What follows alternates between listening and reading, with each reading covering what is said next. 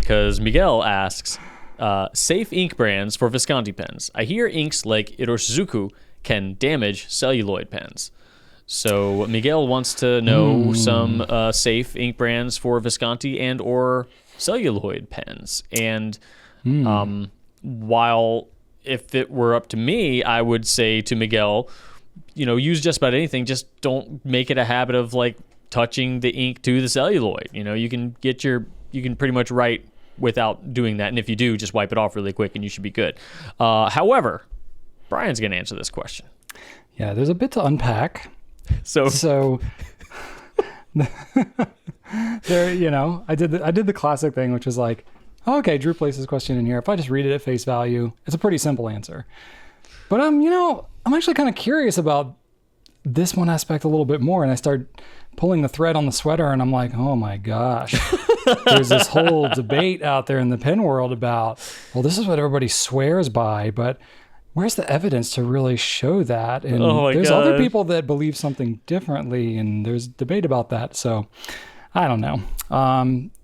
First, a couple things I want to say to clarify. First off, whenever you say things like safe ink, damage pens, these are so broad. Like, it's such just open-ended questions. The thing I'll say, having been in this business for over 12 years now, we very rarely see ink that damages pens. I'm not going to say it can't happen, but it's not like they're selling super glue and if you put it in your pen, it's going to immediately be destroyed.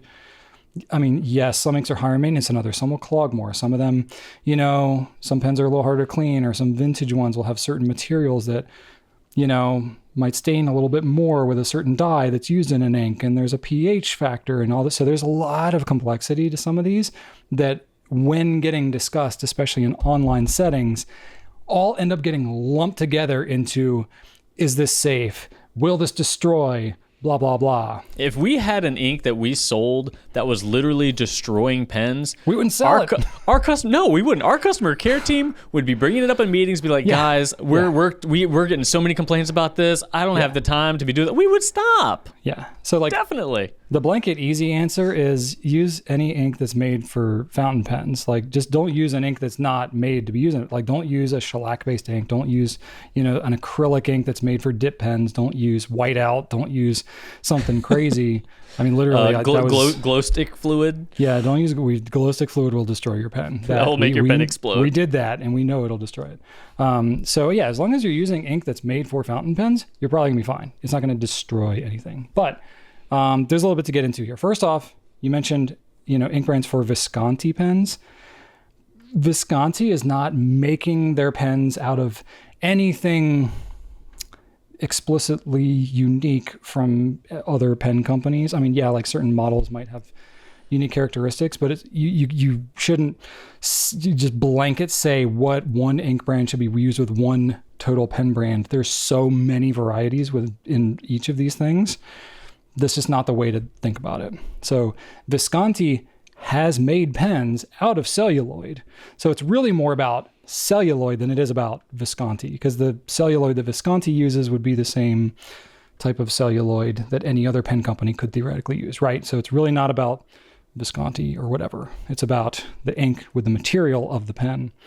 That said, when you're talking about celluloid, are you talking like true celluloid or these like celluloid blends, right? Because there have been a number of things like auroraloid and montegrapite and, these other like Visconti's made ones that are, what do they call them? I forget, but there's some kind of like cellulosic type thing. So really, ideally, we would know exactly what pen you're talking about, the exact material that you're talking about, because even celluloid as a category of material could be like 3 or 4 or 5 different actual like chemical composition materials. So it is hard. It's basically impossible for me to answer your question because I don't have enough details to know exactly what we're talking about. So anyway, I have to like over educate because each aspect of the question you're asking has to be dissected a bit to tell you that I can't give you an answer, but I'm going to talk about it a lot anyway. So if you're talking about like true celluloid, which Visconti's done some true celluloids, not so much these days because almost nobody is making it anymore because it's so difficult to make. And but there are some still kind of around. I have a Divina in Desert Springs celluloid that I used for years. That was like one of my go-to pens. That was a true the nitrocellulose, right? I never paid attention to what kind of ink I was using in that thing. And that one, like the grip is celluloid too, right? Like you're dipping that in the ink and like you're exposing that to ink. Mm-hmm. The bottom line of it is you have to get specific to the ink composition and the pen material to really give a firm answer. The unfortunate thing about most of this is we don't know enough about any of the ink to know on some of these very kind of fringe case materials and specialty things to say definitively what will or won't work, especially when you go lumping an entire brand into the mix, because you even look at like an individual ink brand, it comes down to the dye components, it comes down to all these other things that we just don't know what's in them to say like when perhaps there could be some kind of reaction or stain or something like that. But it's not like if you put whatever, a Pilot ink in your Visconti pen, oh, it's over. Like, forget it, you're done. That's not the case. So I dug into it a little bit, right? So the nitrocellulose, that material, the true celluloid, old school celluloid, you don't see that very much these days, but some are around, really, especially in limited editions. Really, at the end of the day, your pen material is not coming into prolonged contact with your ink in most cases. The only time that might be the case is if you have a pen cap where there's not any type of like inner seal in the cap, and maybe the nib and the ink and stuff that's kind of in the cap could be directly exposed to the inside of the cap material, and maybe there could be some kind of reaction over time. I wasn't able to find anything super definitive in my research or from anybody that I've heard from using these pens out of the celluloid that told me what you should be looking out for or what problems you might have. I just found some very, very general things of like, for the long term, it could, not be the best for your pen or whatever. My assumption is that you're probably going to be dealing with staining because celluloid is made from cellulose, a natural material. And it's basically a derivative from cellulose fibers, often from like wood pulp or cotton pulp or something like that. And so, potentially there could be some staining things. I know that material itself, the true celluloids, they are more prone to warping and damage through exposure to sunlight and some other things. Because again, it's a naturally derived material. So it's more prone to damage and long-term effects with any type of exposure to any elements of any kind, air, water, sun, all those things. So yeah, you've seen those vintage pens that were like that normally are bright green, and then after time they turn a little bit of a brownish green. But then if you uncap them, the part that was hidden from the cap is still a bright green. So even air and just the elements can do it. And what happens online too is sometimes you get people that are like, oh, well, I've only used this ink in this pen, and look, it's changed color. And it's like, yes, there is a correlation that your pen changed color or your pen did something and you had that ink in it, but it could be because of a factor that they didn't mention or weren't even aware of themselves. Like maybe they stored it inside a pen case that was off-gassing that had something that did, so it's like there are so many factors that it actually makes it kind of impossible for us to say definitively what kind of impact there is. But anyway, I did some research. I found some articles on like Fountain Pen Network and some old like FP Geeks, forum stuff. Some of them pointed to Richard Binder's site, which has pretty good, the best kind of treasure trove of information I was able to find around some of this. No direct bullseyes, but I found some interesting enough site stuff that I wanted to at least kind of point you to it. The thing that I was able to maybe surmise a little bit is that some of the reaction to cellulosic material could be due to the pH level of the ink. I don't know exactly why. Maybe there's some chemists out there that can dig into this a little bit more. Especially inks with a very high pH. For whatever reason, maybe have some kind of reaction with celluloid. So, and again, this is where I was hearing about most of what I found with inks having problems in pens was dealing with like old like ink sacks and like breaking down the sacks and shellac and these types of things. It wasn't anything directly related to celluloid, which is where I just didn't have a great answer for you. But pH came up a lot in ink. Also, people were talking about certain dye colors, dye components, and things like that. Even just like certain ink colors have like the dye has like a copper base to it, and that can react with certain types of latex sacks, like all this. And I'm just like, man, there's like so much more to other stuff that any of us know and understand. And there's stuff that gets thrown around about pH. And the thing about Iroshizuku, right? Like that's where I was trying to get to is like, I've never really heard of Iroshizuku causing problems with pens. Like it's one of the most popular inks out there. There are a number of colors. People use them. We really don't hear of a lot of problems. No, with these inks. And if it was a pervasive issue, you can bet your butt that we would have heard about it by now. But, like in the years we've been selling it, man, I cannot even wrap my head around how many bottles have left our door in 10 years. And I have heard, just like everybody else online, I've heard rumbles, and there are some, pen restorers and repair people that talk about like high saturated inks being troublesome, or, the pH level of certain inks, or, certain brands that they see that are more troublesome. Noodler's Private Reserve come up a bit, though the Private Reserve ones come up like old Private Reserve. A lot's happened with that brand over the years, even recently. So I don't even know where that necessarily stands. And then Iroshizuku was kind of getting thrown in there a little bit, more so with like how it might react to certain pen sacks with like sack fillers, lever fillers, these types of things. Yeah. I did not see anything directly about Iroshizuku with celluloid. So I just was not able to find anything online. Never really heard about it. So Miguel, I wouldn't sweat it too much. We'll try to dig more and find out, but I wasn't able to find basically anything in the places that I know to look. That said, what did come up in my searching, which is where Iroshizuku was getting lumped in with Noodler's in Private Reserve around reacting in like vintage pens with the sacks, was talking about the pH level and how Iroshizuku inks are generally more basic, not acidic. A lot of fountain pen inks are actually quite acidic in like the 2 and 3 and 4 pH level range, which is really dang acidic, surprisingly acidic. But there are some that are more basic.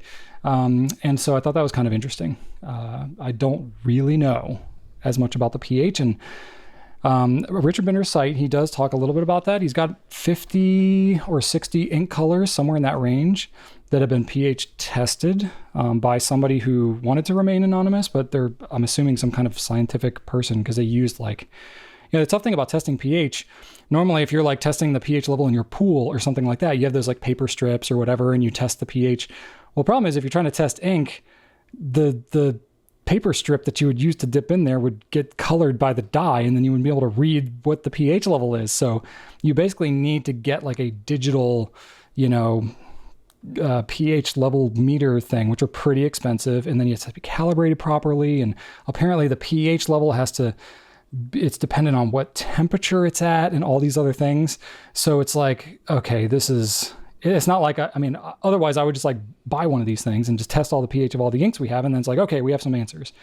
But the problem is, even then, that's still only one variable. What does that even mean? Yeah. Right. What does that even mean? That's been discussed a lot, is what does pH level mean in terms of the ink and its relationship to the fountain pen writing experience? Yeah. It has some impact, I'm sure, but there are too many variables to isolate how it might be affecting anything, be it on the paper or on the pen.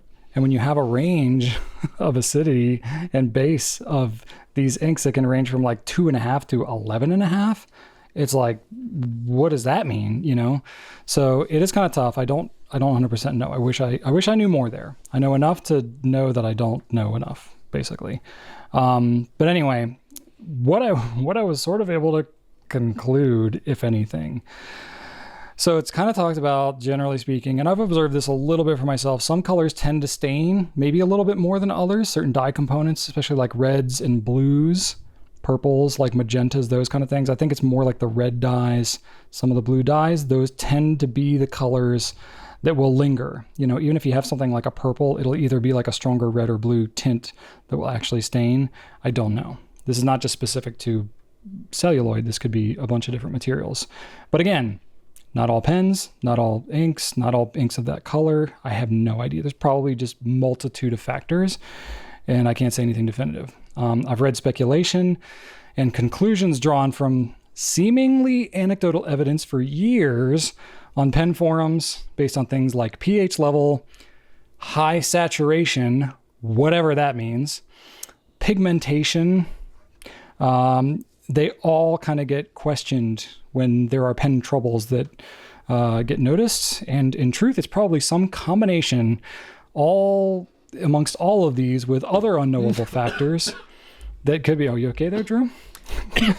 My tea went down the wrong. Drew did a spit take almost. It went down the air channel instead of the ink channel. Yes, there you go.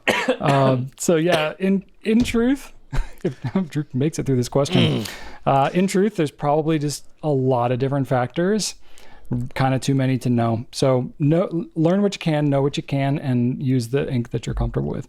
If you want to play it as safe as possible with your like celluloid pens or anything that is, of particular importance or concern or whatever, get a lesser saturated ink, whatever you feel that means, with, as little complexity as possible. So no permanence, no pigment or shimmer or anything like that. Just get as simple as possible. Try to go with something that's, maybe advertised as pH neutral, if you happen to be able to do that. A bunch of the standard Noodler's inks are pH neutral, but then Noodler's also gets talked about being, one of the ones you should stay away from when that's difficult because they've a huge range of ink properties within that brand. Anyway, and doesn't have any red or blue in it. So maybe like a green or black or something. I don't know. Green has blue in it, so I don't really know. But ultimately, it's kind of moot, since unless you're going to be soaking your celluloid pen in ink, you probably don't have to worry about it. Just wipe it off and use your pen and clean it with, regularity, and you'll probably be pretty okay. So basically what Drew said at the beginning. Yeah, pretty much what Drew said. But there's, just to show you, if you want to pull the thread on the sweater, you can really nerd out and go deep into the land of chemistry and try and figure this stuff out. But I can say, after having done this for a long time, I wasn't great in chemistry. It wasn't terrible. I mostly got it. But, I reach a point where I'm like, okay, this is out of my depth. But knowing what I know about like pen stuff, the difficult thing about trying to have like definitive conclusions about these types of things is, number one, is we just don't know what is in most of these inks. Most of the time, we just don't know exactly what materials these pens are made of and how they all react. But really, there are so many different factors that could go into these things that it's hard to pinpoint and broadly categorize any one thing to say, avoid this, because in truth, we just don't see that many problems. Not to say that you couldn't, but we just don't know enough to be able to say what you should or shouldn't avoid.